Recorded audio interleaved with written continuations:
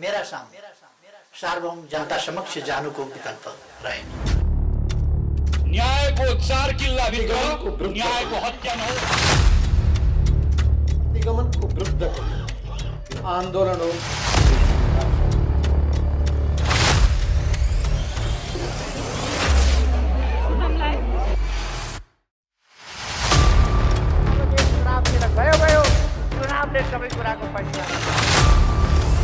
नमस्कार। प्रतिनिधि सभा विघटन सम्बन्धी मुद्दा सर्वोच्च अदालतमा विचाराधीन रहेको छ। सर्वोच्च अदालतमा अहिले एमिकस क्युरीका तर्फबाट राय राख्ने क्रम चलिरहेको छ। शुक्रबारसम्म एमिकस क्युरीका तर्फबाट राय राखिसकिएपछि सर्वोच्च अदालतले यसलाई फैसलामा लैजानेछ। केही समय लिँदै सर्वोच्च अदालतले यसमा आफ्नो निर्णय सुनाउनेछ। सर्वोच्च अदालतले निर्णय सुनाउनु अघि सरकारी वकिल र अन्य स्वतन्त्र रूपमा दिएका रायहरूका बारेमा हामी यो भिडियो मार्फत तपाईलाई जानकारी गराउनेछौँ। यो विवादको सुरुवात कहिले भयो? यो विवादको सुरुवात पुस 5 गते प्रधानमन्त्री केपी शर्मा ओलीले मन्त्री परिषद बैठक राखेर प्रतिनिधि सभा विघटनको सिफारिस गरेदेखि सुरु भएको देखिन्छ। प्रधानमन्त्री ओलीले संविधानको धारा 76 र 85 उल्लेख गरी राष्ट्रपति विद्यादेवी भण्डारी समक्ष प्रतिनिधि सभा विघटन गरेको सिफारिस गरे। उक्त सिफारिस भएको केही घण्टामै राष्ट्रपति विद्यादेवी भण्डारीले उक्त प्रतिनिधि सभा विघटन सिफारिस आफूले अनुमोदन गरेको जानकारी सार्वजनिक सूचना मार्फत गराइन्। उक्त सूचनामा धारा 76 र 85 र संसदीय अभ्यास र अन्तर्राष्ट्रिय संसदीय अभ्यासहरू भनेर उल्लेख छ। त्यही आधारलाई टेकेर सर्वोच्च अदालतमा सर्वप्रथम पुस 6 गते र पुस 9 गते रिट निवेदनहरू दर्ता भएको देखिन्छ।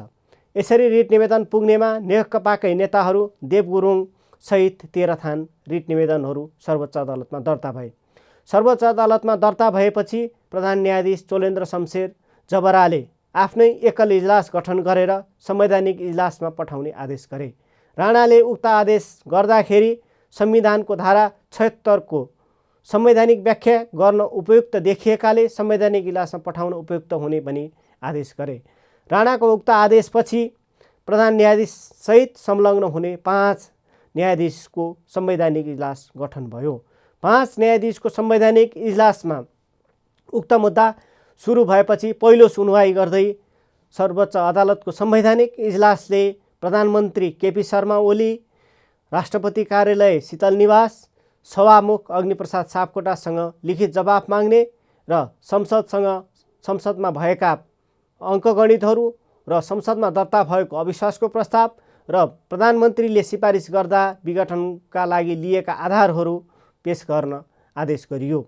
सर्वोच्च अदालतको संवैधानिक इजलासको आदेशपछि प्रधानमन्त्री केपी शर्मा ओलीले लिखित जवाफ सर्वोच्च अदालतमा पेश गरे। सभामुख अग्नि सापकोटाले पनि आफ्नो दाबीसहितको लिखित जवाफ सर्वोच्च अदालतमा पेश गरे। राष्ट्रपति कार्यालयका तर्फबाट पनि लिखित जवाफ पेश गरियो। सबै पक्ष प्रधानमन्त्री सहित सबै पक्षले आफ्नो लिखित जवाफ बुझाएपछि संवैधानिक इजलास माघ 23 गतेलाई पेशी तोकिएको थियो। संवैधानिक इजलासमा सुनवाई सुरु भयो। सोही दिन 13 थान निवेदकका कानुन व्यवसायीहरूले यो मुद्दा संवैधानिक इजलासभन्दा बृहत्पूर्ण इजलासले सुनवाई हुनुपर्छ भनी निवेदन दिए। अन्तिम बहस सुरु हुने भनिएको उक्त दिन फेरि बृहत इजलासले सुनवाई गर्ने कि संवैधानिक इजलासले नै टुङ्ग्याउने भन्ने बहस सुरु भयो। केही दिनसम्म चलेको यो बहसपछि इजलासले संवैधानिक इजलासले नै किनारा गर्ने भन्ने निर्क्युल निकाल्यो। यो निर्क्युलसँगै माघ 4 गते 13 थान निवेदनमाथि माघ 29 गते पेशी तोकिएको थियो। माघ 29 गते निवेदकहरूले उक्त मुद्दा बृहत्पूर्ण इजलासले सुनवाई गर्ने भनेर निवेदन दर्ता गरे। उक्त निवेदनमाथि केही दिन बहस पैरवी भयो। उक्त बहस पैरवीमा संवैधानिक इजलासले संवैधानिक इजलासबाटै टुङ्ग्याउन उपयुक्त हुने निष्कर्ष निकाल्यो। त्यसपछि माघ 4 गतेदेखि अन्तिम फैसलाका लागि यो मुद्दाको निरन्तर सुनवाई सुरु भयो। माघ 4 गतेदेखि सुरु भएको अन्तिम सुनवाईमा निवेदकहरूले अन्तर्राष्ट्रिय अभ्यास, नेपालको संविधान निर्माण गर्दा संविधान सभाले संविधान बनाउँदा गरेका छलफलहरू लगायत विभिन्न व्याख्याहरूलाई र सर्वोच्च अदालतबाटै प्रतिपादित भएका नजिरहरूलाई पेश गर्दै प्रतिनिधि सभा विघटन गैर संवैधानिक भएको तर्क पेश गरे। यसरी बहस गर्नेमा 94 वर्षीय वरिष्ठ अधिवक्ता कृष्णप्रसाद भण्डारीदेखि ल कलेजका विद्यार्थी समृद्ध खरेलसम्म उपस्थित भएका थिए। यसरी निवेदक पक्षको लामो बहसपछि प्रतिवादीका तर्फबाट बहस गर्न महान्यायाधिवक्ता अग्निप्रसाद खरेल उपस्थित भएका थिए। अग्निप्रसाद खरेलले 2 दिनसम्म गरेको बहसमा संविधान निर्माणको क्रममा आफू संलग्न भएको हिसाबले र प्रधानमन्त्री ओलीको कदमको संवैधानिक प्रतिरक्षा गर्ने दायित्वको हिसाबले इजलास समक्ष उभिएको भनी बहसको सुरुवात गरेका थिए। संसदीय अभ्यास र प्रधानमन्त्रीमा अन्तर्निहित अधिकार अन्तर्गत प्रतिनिधि सभा विघटन गरेको जिकिर गरे। अग्नि खरेलपछि वरिष्ठ अधिवक्ता सुशील पन्तले प्रधानमन्त्री केपी शर्मा ओलीको बचाउ गरेका थिए। बचाउका क्रममा पन्तले अन्तर्राष्ट्रिय अभ्यास र बेलायती संसदीय अभ्यास सहित नेपालको अभ्यास हेर्दा धारा 74 लाई समेत हेर्नुपर्ने जिकिर गरे। प्रतिनिधि सभा विघटनमा उल्लेखै नभएको धारा 74 पन्तले बहसमा लिएर आएपछि सरकारी वकिल र प्रतिपक्षका वकिलहरूले त्यसैमा टिकेका थिए। प्रतिनिधि सभा विघटनका लागि संसदीय अभ्यास भनेर संविधानमा उल्लेख भएकाले प्रधानमन्त्रीमा अन्तर्निहित र अविशिष्ट अधिकार हुने उनीहरूको दाबी थियो। संविधानमा नलेखे पनि प्रधानमन्त्रीलाई त्यो अधिकार हुने उनीहरूको दाबी रहिरहँदा जवाफी बहसमा आएका कानुन व्यवसायीहरूले त्यसलाई खण्डन गरेका थिए। लिखित संविधान भएको देशमा लिखित संविधान मान्य हुने उनीहरूको तर्क थियो। अलिखित संविधान भएको देशको उदाहरणले लिखित संविधान भएको देशको उदाहरणलाई नकाट्ने भन्दै प्रतिनिधि सभा विघटन गैर कानुनी भएकाले बदर हुनुपर्ने उनीहरूको माग थियो। को पक्ष र विपक्षमा बहस भइरहँदा राजनीतिक चासो र आम मानिसहरूले के फैसला आउला र सर्वोच्च अदालतले के व्याख्या गर्ला भनेर आम चासो देखिन्छ। सर्वोच्च अदालतले आम चासोलाई अबको केही हप्ताभित्र सम्बोधन गर्ने देखिन्छ। एमिकस क्युरीको बहस समाप्त भए लगत्तै सर्वोच्च अदालतले विवाद के हुने भन्ने निष्कर्ष सुनाउनेछ। उक्त निष्कर्षले देशको राजनीतिक अवस्था कता जाने र प्रतिनिधि सभा पुनर्स्थापना हुन्छ कि हुँदैन भन्ने आम प्रश्नलाई समेत सम्बोधन गर्नुपर्ने देखिन्छ। यसरी सम्बोधन गर्दा सर्वोच्च अदालतमा बहस भइरहँदा केही प्रश्नहरू उठेका देखिन्छन्। यी प्रश्नहरू सर्वोच्च अदालतले फैसला गर्दा निरूपण गर्नुपर्ने देखिन्छ। सर्वोच्च अदालतमा खास गरी उठेका प्रश्नहरू हेर्दा धारा 74 संसदीय अभ्यास भनिएको धारा प्रधानमन्त्रीले प्रयोग गर्न पाउने कि नपाउने, त्यस्तै धारा 76 को साथ कुन प्रधानमन्त्रीले विघटन गर्दा प्रयोग गर्ने अथवा धारा 76 को साथले केपी शर्मा ओलीलाई अधिकार दिने कि नदिने भन्ने पनि व्याख्या गर्नुपर्ने सर्वोच्च अदालतको दायित्व देखिन्छ। त्यस्तै संसद पुनर्स्थापना भए संसद कसरी अगाडि बढ्छ, कहिलेदेखि अगाडि बढ्छ भन्ने कुराको व्याख्या पनि सर्वोच्च अदालतले गर्नुपर्नेछ। त्यस्तै संसद पुनर्स्थापना नहुने हो भने अब आगामी दिनमा आउने प्रधानमन्त्रीले कसरी विघटन गर्नुपर्छ वा उनले विघटन गर्न पाउँछन् पाउँदैनन् भन्ने कुराको पनि निर्कुल सर्वोच्च अदालतले गरिदिनुपर्ने देखिन्छ। यी सबै प्रश्न र उत्तरहरूको खोजीमा सर्वोच्च अदालतको फैसला हुनुपर्ने देखिन्छ।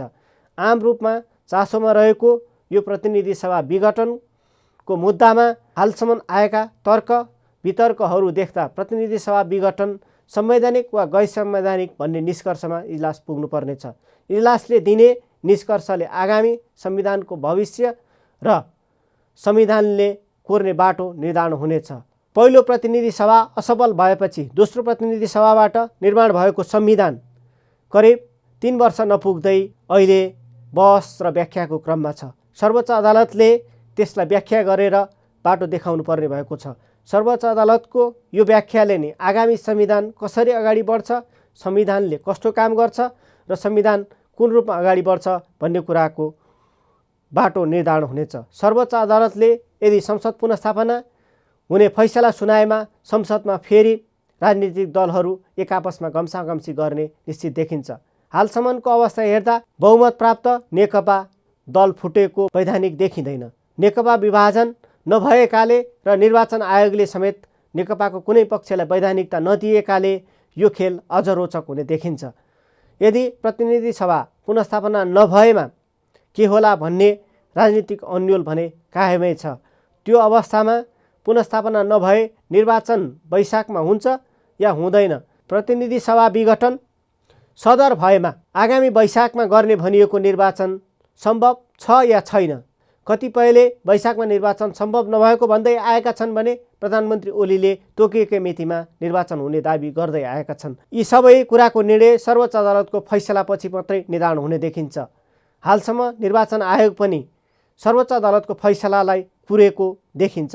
सर्वोच्च अदालतले गर्ने फैसला र त्यसपछि मात्र निर्वाचन आयोगले गर्ने निर्णयले आगामी दिनहरूमा निर्वाचन होला अथवा देशको बाटो कता जाला भन्ने कुराको निर्धारण हुने देखिन्छ।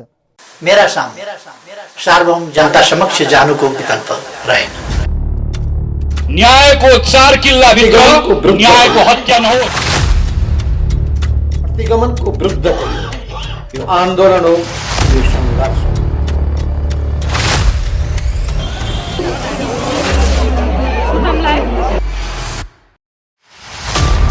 अब देश चुनावतिर गयो, चुनावले सबै कुराको फैसला गर्छ।